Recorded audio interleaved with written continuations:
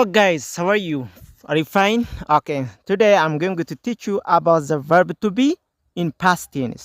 Past tense ሆኖ የሚያገለግል verb to be እንማራለን ዛሬ ማለት ነው። verb to be ምን እንደሆነ የባለፈው ቪዲዮ አይታችሁ ከሆነ ትርጉሙ ተነግሬያለሁ ማለት ነው።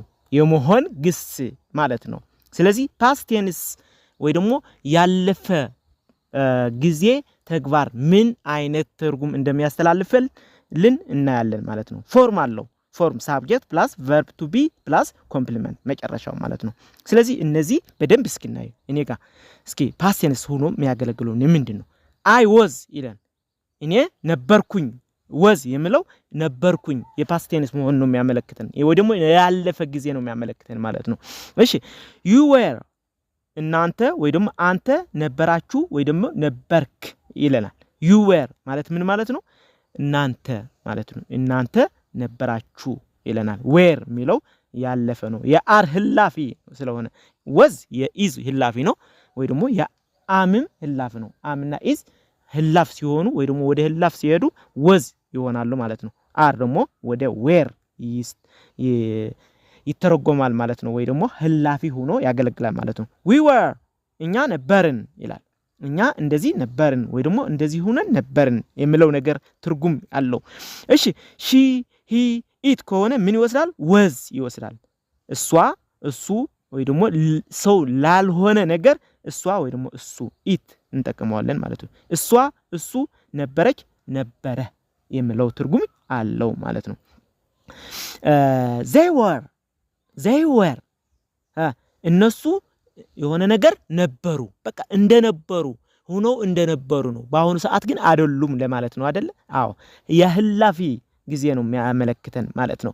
እሺ ወደ ኤግዛምፕል እስክንሄድ ኤግዛምፕል I was a teacher አለ የመጀመሪያው ማነው ስሙ ኤግዛምፕል I was a teacher ሲለን እኔ መምህር ነበርኩ በአሁኑ ሰዓት ግን አይደለሁም ለማለት ያለን ነው። በሌላ አባባል እኔ መምህር ነበርኩ I was a teacher እስኪ በሉ I was a teacher አዎ መምህር እኔ መምህር ነበርኩ ወይ ደግሞ ያለፈ ነገር ማለት ነው። እሺ ሁለተኛ we እኛ ማለት ነው። you እናንተ were ይወስዳሉ ማለት ነው። students we were students እኛ ተማሪዎች ነበርን ያለ ነው። እኛ ተማሪዎች ነበርን። you are students you were students ይቅርታ you were students ማለት እናንተ ተማሪዎች ነበራችሁ በዚህ 20 አመት ገለገለ ይልልን ይችላል። ስለዚህ ዋናው ትርጉሙ ግን እናንተ ተማሪዎች ነበራችሁ እናንተ ተማሪዎች ነበራችሁ የሚል ትርጉም አለው ማለት ነው። ወደ ሶስተኛ ኤግዛምፕል እንሄድ። she was lazy እሷ ሰነፍ ነበረች። አሁን አንዲ ተማሪ ወይ ደግሞ ጓደኛ ተማሪ ይኖራችኋል። እሷ ሰነፍ ነበረች። አሁን ሰዓት ግን ሰነፍ አይደለችም፣ ጠንካራ ጎበዝ ሆናለች ማለት ነው። ክሌቨር ሆናለች ማለት ነው አይደለ? አዎ ምን ይያለን ነው ያለው? she was lazy እሷ ሰነፍ ነበረች በቃ። በአሁኑ ሰዓት ግን ጎበዝ ሆናለች በቃ እየጎበዘች ነው፣ ጠንካራ ታታሪ ሆናለች ይያለን ነው። ስለዚህ she was lazy እሷ ሰነፍ ነበረች የሚል ትርጉም አለው። ወደ አራተኛ he was clever እሱ ደግሞ ጎበዝ ነበርና ወደ ለዚህ እየቀየረ ነው መሰለኝ። ምን ይያለን ነው? he was clever እሱ ጎበዝ ነበረ በአሁኑ ሰዓት ግን ጎበዝ አይደለም ለማለት ተፈልጎ ነው ያለው ማለት ነው።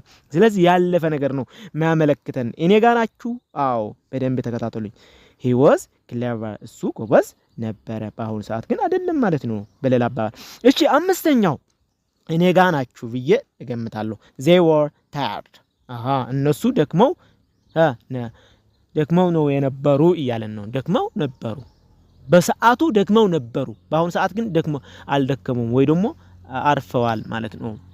አሳርፈዋል ብዙ ጥንካሬ አላቸው ማለት ነው በአሁኑ ሰዓት። ስለዚህ they were tired ማለት ያን ጊዜ በሰዓቱ ደክመው ነበረ የሚል ትርጉም አለው ማለት ነው። ስለዚህ ምን ሆኖ እንደነበረ እየነገረኝ ነው። የመሆን ግስ ነው ብያችኋለሁ አይደል?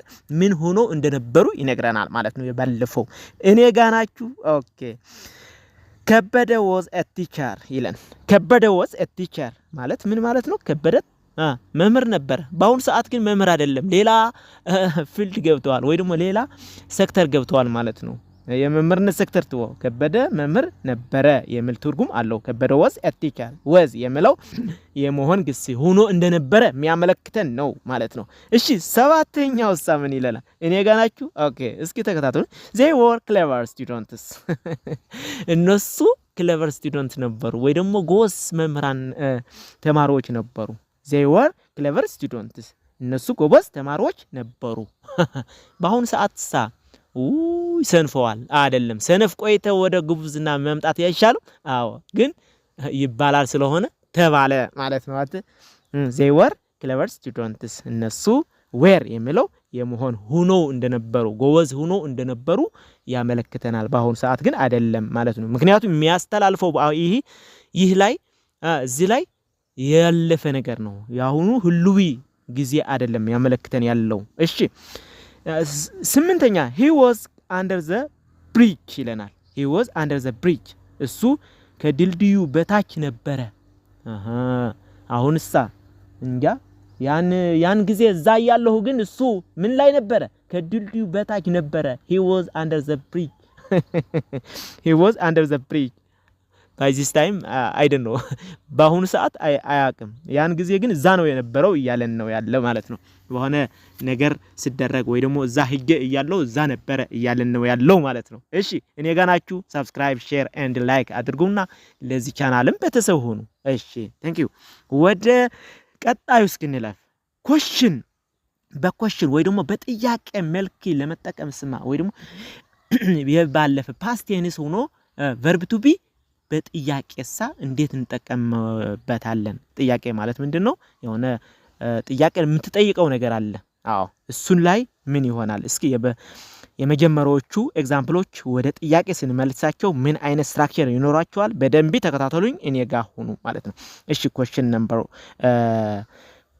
1 example 1 I was a teacher ይለናል። I was a teacher ብሎ የነበረው was I a teacher was I a teacher እያለን ነው ያለው።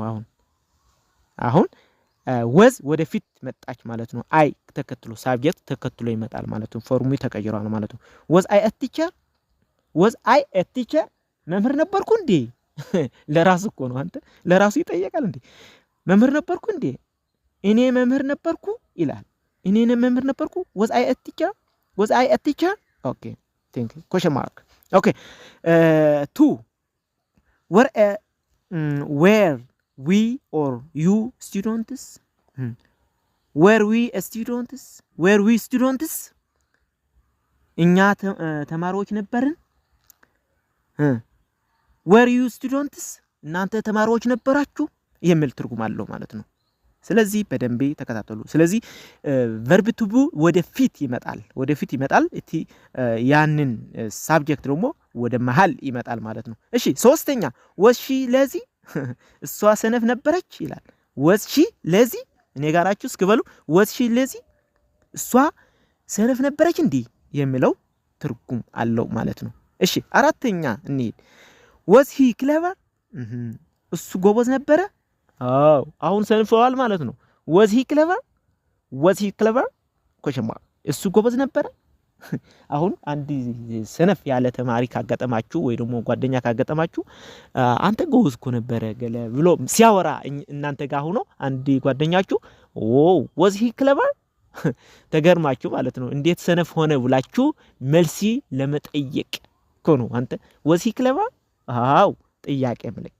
ስለዚህ ይሄኛው ትርጉም ይኖራል ማለት ነው። ስለዚህ በደንብ ተከታተሉኝ። አምስተኛው ኤግዛምፕል እስኪ were they tired እነሱ ደክመው ነበረ። was they tired አሁን መጀመሪያ verb to be የሚለው ግስ ይመጣል። ከዛ ቀጥሎ ምን ይመጣል ማለት ነው? they tired were they tired ደክመው ነበረ እንዴ? በአሁኑ ሰዓት ታና ጠንክረው ነው ያሉት። ያን ጊዜ ደክመው ነበረ እንዴ እየጠየቀው።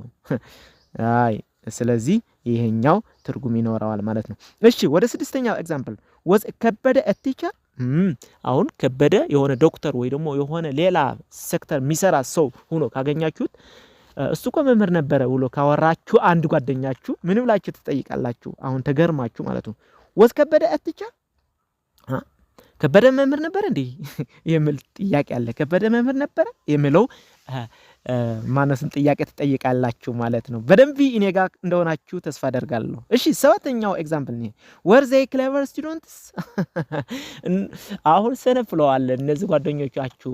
አሁን ግን እስኪ ጎበዝ እኮ ነበሩ ብሎ ከነገራችሁ አንድ ጓደኛችሁ አው እነሱ ጎበዞች ነበሩ እንዴ የሚለው ነገር ለመጠየቅ ከፈለጋችሁ were they clever students እነሱ ጠንካራ ጎበዝ ተማሪዎች ነበሩ ለምን ሰነፉ አሁንስ እያላችሁ ነው ማለት ነው። በአሁኑ ሰዓት ስለ ምክንያቱ ያለፈ ነገር ነው የሚያመለክተን ያለው እኮ ባይዘው ያለፈ ነገር ማለት ነው።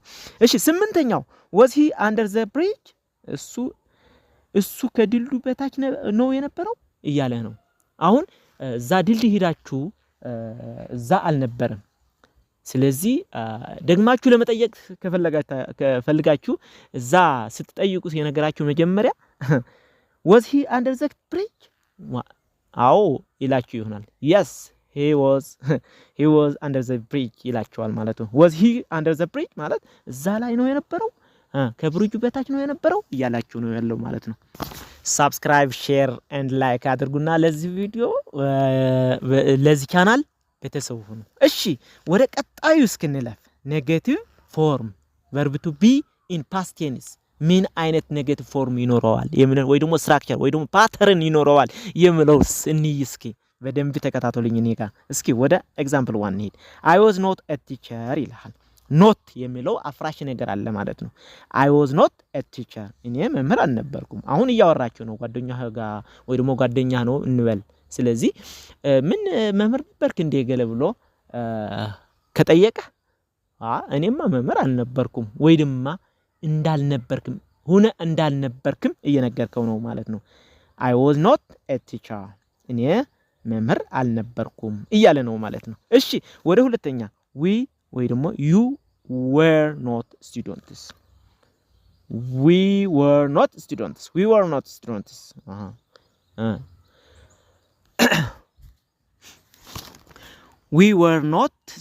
ማለት እኛ ተማሪዎች አልነበርንም ያን ጊዜ ማለት ነው። በሰዓቱ የሆነ ተማሪ ዩኒቨርሲቲ ከደረሳችሁ ወይ ደግሞ የሆነ ስራ ከያዛችሁ ተምራችሁ ስቱደንት እንደነበራችሁ ይታወቃል። ግን በሰዓቱ ተማሪ አልነበርንም ያን ጊዜ እያላችሁ ነው እንበል። we were not students እኛ ተማሪዎች አልነበርንም። you were not students እናንተ ተማሪዎች አልነበራችሁ የሚል ትርጉም አለው ማለት ነው። እሺ ወደ ሶስተኛ ኤግዛምፕል ነኝ። she was not lazy እሷ ሰነፍ አልነበረችም። ሰነፍ ነበረች እንደ ገለብለ ስትጠይቃት አይ እሷ ሰነፍ አልነበረችም የምን መልስ ሲሰጠን ምን ይላል? she was not lazy ማለት ሰነፍ ማለት ነው። not የሚለው not ወይ ደግሞ not የሚለው አሜሪካና እንግሊሽ ወይ ብሪቲሽ ላንጉዌጅ ይለያያል አይደለ? እሺ አክሰንቱ ይለያያል። she was not lazy እሷ ሰነፍ አልነበረችም የሚል ትርጉም ይኖረዋል ማለት ነው። ኦኬ አራተኛ he was not clever እሱ ጎበዝ አልነበረም። ምን ነበረ ታዲያ? ሰነፍ ነበረ። አሁንም ሰነፍ ነው ወይ ደግሞ አሁን ቀይሯል ጎበዝ ሆኗል ወይ ደግሞ ጎብዟል ማለት ነው። he was not clever እሱ ጎበዝ አልነበረም የሚል ትርጉም አለው ማለት ነው። እሺ በደንብ ተከታተሉኝ እስኪ እኔ ጋር ሁኑ ባይዛችሁ። they were not tired እነሱ ደግሞ አልነበሩም ያን ጊዜ ደግሞ ነበር እንዴ? አይ ደግሞ አልነበሩም ያን ጊዜ እነሱ ደግሞ አልነበሩም የሚል ትርጉም አለው ማለት ነው። እኔ ጋር ናችሁ በደንብ ተከታተሉኝ። ስለዚህ ምን ይላል? they were not tired እነሱ ደግሞ አልነበሩም። they were not tired ኦኬ ከበደ was not a teacher ከበደ መምህር አልነበረም። ምን ነበረ ታዲያ? የሆነ ሌላ ፊልድ የሚሰራ ሰው ነበረ ወይ ደግሞ የሆነ የፈለግከው እሱ ሁኖት የነበረው ትነግረዋለህ። እንዳልነበረ መምህር እንዳልነበረ እየነገርከው ነው። ሁኖ እንዳልነበረ ማለት ነው። ከበደ was not a teacher ይልሃል። እሺ ሰባተኛው they were not clever students እነሱ ጎበዝ ተማሪዎች አልነበሩም። ታዲያ ምን ነበሩ? ሰነፍ ነበሩ እንዴ? አዎ ሰነፍ እንደነበሩ ነው የሚያመለክተው። እንግዲህ እዚህ they were not clever students እኔ ጋር ናችሁ በደንብ እስኪ ተከታተሉ። they were not clever students እነሱ ጎበዝ ተማሪዎች አልነበሩም የሚል ትርጉም አለው ማለት ነው። እሺ he was not under the bridge እሱ ከዚያ under bridge ወይ ደግሞ ከብሪጁ በታች ወይ ደግሞ ከድልድዩ በታች አይደለም የነበረው እያለህ ነው ያለው። ስለዚህ አፍራሽ ነገር ነው። ዋዝ ናት የሚለው አፍራሽ ነገር ነው። እሱ ከድልድዩ በታች አልነበረም የሚል ትርጉም ይኖረዋል። ስለዚህ ይህ ቪዲዮ እንደወደዳችሁት ተስፋ አደርጋለሁ። ስለዚህ ሰብስክራይብ፣ ሼር ኤንድ ላይክ ብላችሁ ከዚህ ቪዲዮ ውጡና ለዚህ ቻናል ደግሞ ቤተሰብ ሁኑ። ቴንክ ዩ ፎር ማች